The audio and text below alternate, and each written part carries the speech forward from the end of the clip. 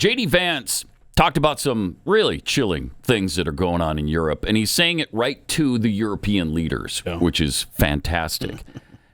And he wasn't being disingenuous about this stuff. It's actually happening.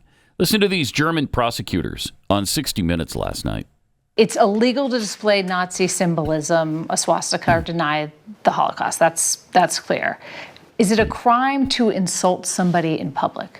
Yes, it is. And it's a crime to insult them online as well? Yes. The fine could be even higher if you insult someone in the internet. Why? Because in internet, it stays there. If we are talking here face to face, you insult me, I insult you, okay, finish. But if you're in the internet, if I insult you or a politician... That sticks around forever. Yeah. The prosecutors explain German law also prohibits the spread of malicious gossip, violent threats, and fake quotes. If somebody posts something that's not true, and then somebody else reposts it or likes it, are they committing a crime? Yeah, in the case of reposting, it is a crime as well, because the reader can't distinguish whether you just invented this or just reposted it. That's the same for us. The punishment for breaking hate speech laws can include jail time for repeat offenders. But in most cases, a judge levies a stiff fine and sometimes keeps their devices. How do people react when you take their phones from them? They are shocked. That's punishment funny. If you lose your smartphone. That's great. It's even worse than the fine you have to pay. Because your whole life is typically on your phone now. Right. We have ways of making you not say the things we don't like. Dummkopf. That's pretty chilling. Less than 3 generations, we went from one fascist to another. Yep. Wow. Cool. And they don't see that. They don't see it. They're just sitting there like, hey, yeah, we're proud of this. This is great. And laugh about it. And laughing. And she's smiling as she's asking them the questions. That's great. So you'll take their phones from them? How do they feel about that? I bet they don't like that. No, they do not. Oh, yes, we return to the old days. Wow. Chilling. Wow. And back in the U.S., Margaret Brennan at CBS asked Secretary of State Marco Rubio about some of Vance's comments because, wow, were they offensive.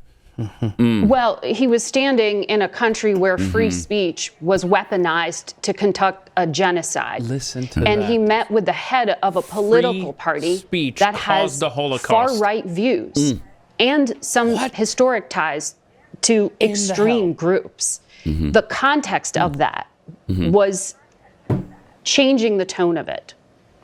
And you know that the censorship was specifically about the right. No, I have to disagree with you. Good. Please do. Free speech was not used to conduct a genocide. The genocide was conducted by an authoritarian Nazi regime that happened to also be genocidal because they hated Jews and they hated minorities and they hated those that they had a list of people they hated, but primarily the Jews. There was no free speech in Nazi Germany. There was none. There was also no opposition in Nazi Germany. They were a sole and only party that governed that country. So that's not an accurate reflection of history. Good for you, Marco. Thank you. Thank you. You suck, Margaret. Oh, my gosh. She's got to be worn out at this point. Wow. What a beatdown. Every Sunday morning, it's a beatdown for her. I don't really care, Margaret. Just the stupidity of her question. Seriously, every Monday now, during this administration, we've had a clip of her looking like the fool that she is. Yep. It's embarrassing. Why are you even doing that? Really embarrassing. I mean, they wanted Chuck Todd out of there so bad. Isn't that who they replaced? Yeah. Chuck Todd? Yep. I think so. Yep. And wow, she's a lot worse than Chuck Todd. Wow. Back to the JD Vance speech. He talked about unchecked immigration in Europe. I believe there is nothing more urgent than mass migration. Today, almost 1 in 5 people living in this country moved here from abroad. That is, of course, an all-time high. It's a similar number, by the way, in the United States, also an all-time high. The number of immigrants who entered the EU from non-EU countries doubled between 2021 and 2022 alone. And of course, it's gotten much higher since. And we know the situation, it didn't materialize in a vacuum.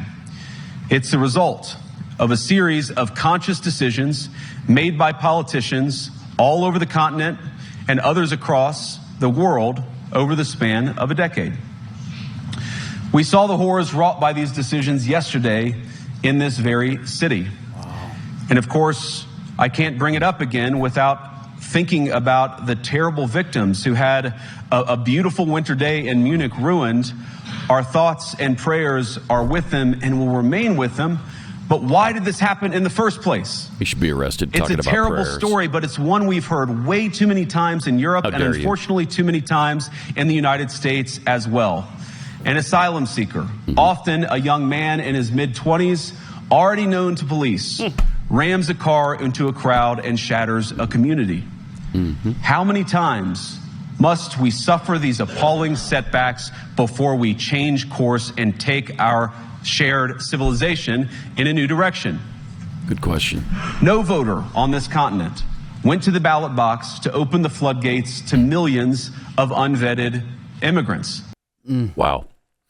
It's nice that we're lecturing them for a change rather than being lectured by them all the time.